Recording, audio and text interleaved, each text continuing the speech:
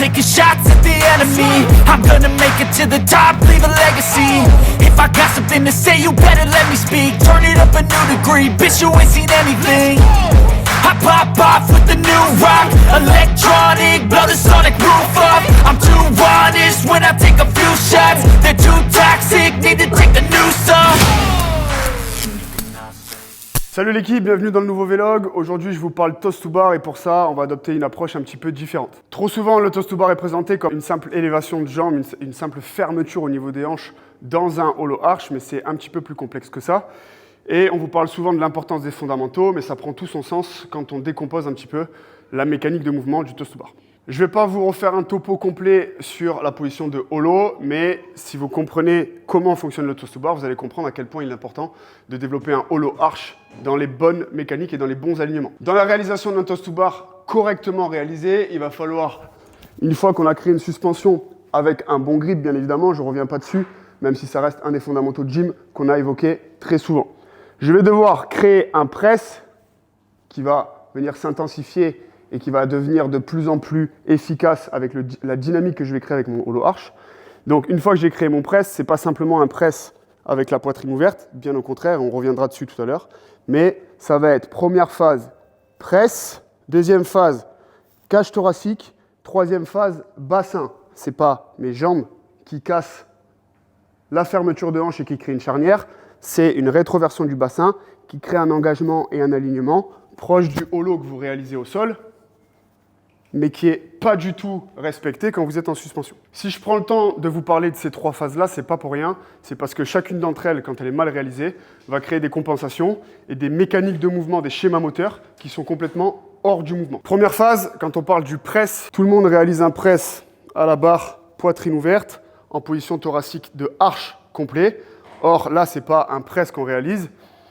Éventuellement, c'est un plaquage qu'on peut réaliser en haltéro quand on plaque la barre contre soi. Mais je n'ai pas la capacité, quand j'ai la poitrine ouverte, de créer un réel appui sur ma barre. Donc mon press va être faussé et je vais avoir une cage thoracique complètement ouverte qui va se répercuter sur ma capacité de fermeture de hanche. Et oui, parce que personne n'en parle de ça, mais si on passe au sol et que je vous montre, sachant que je n'ai aucun problème de mobilité, donc je ne fais pas partie des gens qui sont très très raides de la chaîne postérieure, et pourtant, regardez, quand j'ai une poitrine fermée, je vais pouvoir aller toucher mes pieds.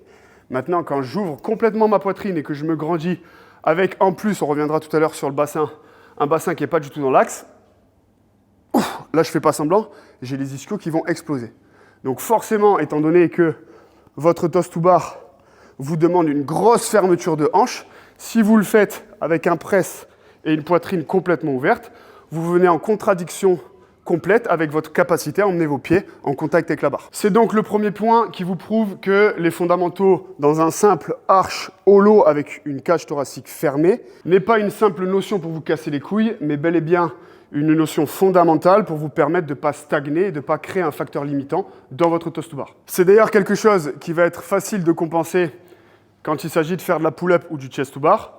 C'est pour ça que beaucoup s'autorisent à le faire, mais que vous ne pourrez pas compenser si vous avez déjà du mal à réaliser un toast to bar dans la réalisation de ce mouvement-là. On a donc parlé du press et de la cage thoracique qui sont associés. Maintenant reste le sujet de votre bassin. Le fait de réaliser un hollow comme beaucoup le font avec des hanches qui se cassent, une fermeture de hanche, ici une charnière qui se crée au niveau de la hanche, mais pas d'engagement au niveau du bassin en légère rétroversion, et donc pas une contraction optimale au niveau de votre capacité de fermeture au niveau du tronc, ça va poser d'autres problèmes, notamment des options de scaling qui sortent du schéma moteur initial du toast to bar, puisque on va souvent demander aux clients ou aux athlètes qu'on suit, enfin j'ai vu souvent ça, nous on ne le fait pas bien évidemment, de faire des knee raises avec un bassin. On voit que j'ai aucune rétroversion du bassin, ce qui fait qu'en plus de ne pas pouvoir transférer ça dans un toast to bar, je vais solliciter essentiellement mes fléchisseurs de hanches, toute ma chaîne de psoas, etc. Et très peu mes fléchisseurs au niveau du tronc, concentrés sur ma chaîne abdominale. Premier point bloquant quand on n'a pas inscrit des bons fondamentaux en position de hollow, ça crée donc, comme je viens de le dire, des options de scaling qui sont dans une incompréhension réelle du mouvement. Et ça crée la même répercussion, mais à un étage différent de ce que je vous ai montré pour la cage thoracique, puisque effectivement, quand j'accepte pas que mon bassin s'enroule pour aller toucher mes orteils. C'est comme si je demandais d'aller toucher vos orteils avec vos fessiers engagés vers l'arrière.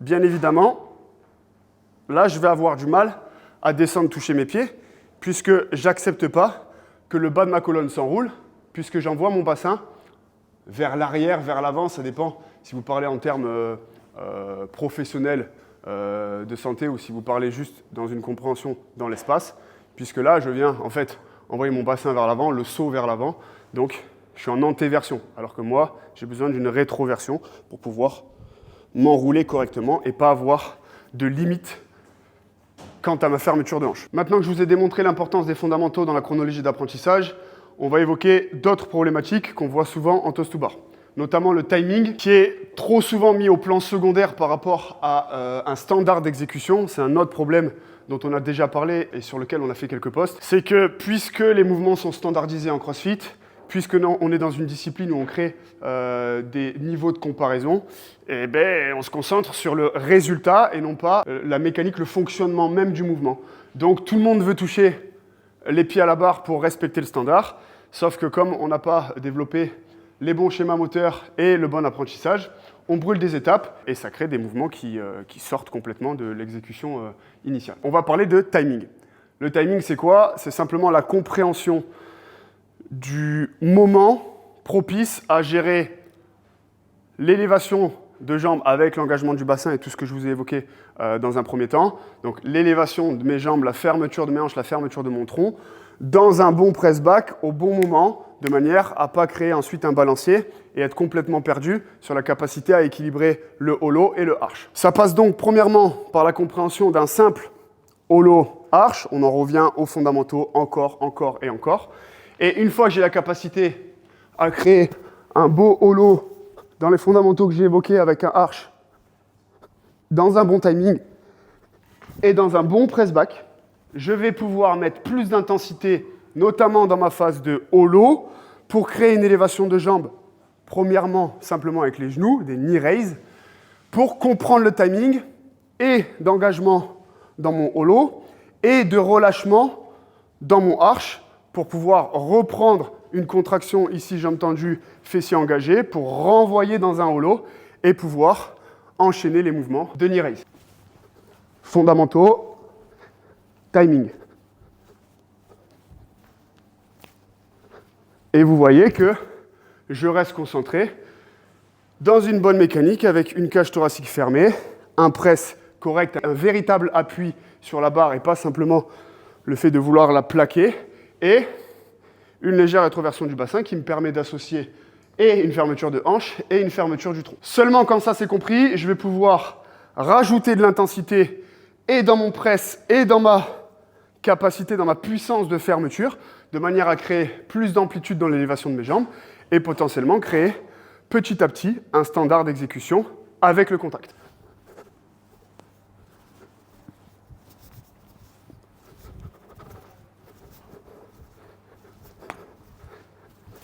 Donc ce que je vous conseille de faire, c'est de décomposer de manière à être sûr de respecter et de maîtriser chaque étape les unes après les autres.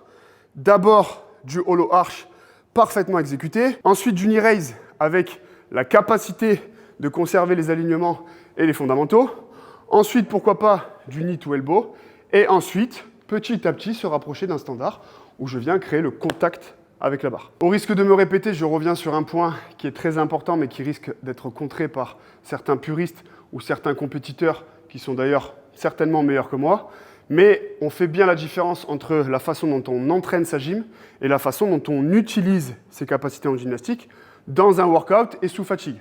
Donc, je répète l'importance, et vous l'avez vu sur mes exécutions précédentes, de réaliser un toast to bar avec un press poitrine fermée. Est-ce que je peux me permettre d'ouvrir ma poitrine pour réaliser les toast to bar de façon plus relâchée quand je commence à être éclaté, pour économiser un petit peu mon press, me balancer un petit peu plus en arrière, pour gagner et m'économiser sur mon press quand je suis en workout? Oui, je peux le faire.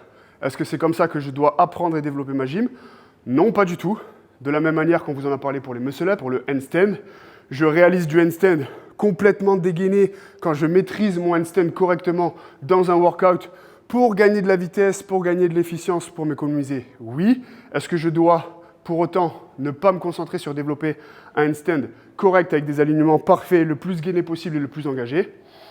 Non. Il faut que je fasse la différence entre le moment où je m'entraîne et le moment où je dois fournir une performance en fonction de son contexte. C'est pas fini, je vous parle d'un dernier point sur le toes to bar. On croirait que c'est un mouvement simple et personne ne parle de tous ces détails. Et pourtant, il y a une autre difficulté qui s'exprime chez beaucoup de pratiquants, c'est la capacité à enchaîner deux toes to bar une fois qu'ils ont réussi à atteindre le contact avec la barre. Première cause possible à ça, ça va être l'incompréhension du timing dont je vous ai parlé précédemment, puisque si je n'ai pas la capacité, en étant passé étape par étape, d'associer mon press avec mon élévation de jambes, de genoux, peu importe dans quelle étape vous en êtes, j'aurai l'incapacité de créer, au fur et à mesure que j'ajoute de l'amplitude, le bon timing, et du coup, ça va créer le fameux balancier qu'on voit très régulièrement, où au fur et à mesure, je perds mon hollow arch et je ne peux plus enchaîner les répétitions. D'ailleurs, si on part dans l'axe de compréhension du développement dans le toes to bar, il faut comprendre que si vous n'avez pas passé le temps de faire quelques reps avec une amplitude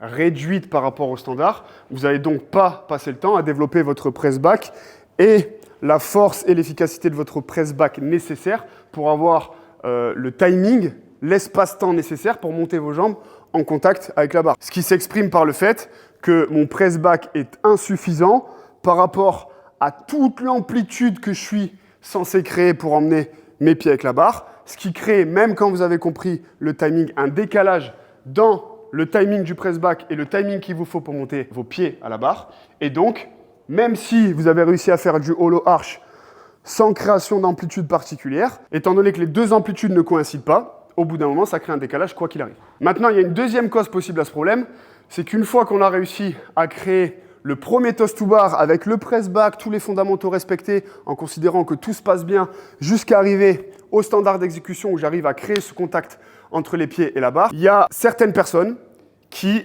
retardent et qui freinent la descente. Et là, ça crée une autre problématique. Le press back que vous allez créer ne sera pas assez long pour vous permettre de prendre le temps de redescendre vos jambes. C'est pourquoi, si je fais une rep exécutée correctement, mais qu'ici je freine, vous voyez que hop, là je crée un balancier qui sera contradictoire avec l'enchaînement et la récupération d'un arch dans un second temps pour réenchaîner et repartir sur un hollow. Il faut donc comprendre que le retour au toes to bar, même si c'est une phase de relâchement et qu'il y a beaucoup moins d'engagement, c'est quelque chose d'actif. Vous ne devez pas être passif et laisser vos jambes être soumises simplement à la gravité. Vous devez donc chercher à repartir dans un arch dynamique avec des jambes tendues et une contraction des fessiers pour pouvoir renvoyer cette élasticité musculaire dans un hollow et enchaîner plusieurs répétitions. On fera donc la différence entre une répétition freinée où je me retrouve à balancer et une répétition où, de façon active, je repars dans un arch, jambes tendues, avec un contrôle maximal. Pour résumer, je vous ai prouvé l'importance des fondamentaux à appliquer dans l'apprentissage de votre gymnastique. Je vous ai parlé de l'importance du timing et de la chronologie d'apprentissage. Et de retour, qui n'est pas simplement une phase de relâchement, mais bien une phase active où vous devez être maître de votre mouvement. Ce vlog est maintenant terminé, j'espère que ça vous a plu. Et n'oubliez pas, si vous voulez améliorer le mouvement du toes to bar, on vous propose un hors-série gymnastique spécial toes to bar pour travailler spécifiquement ce mouvement. Bisous, bisous, ciao, ciao.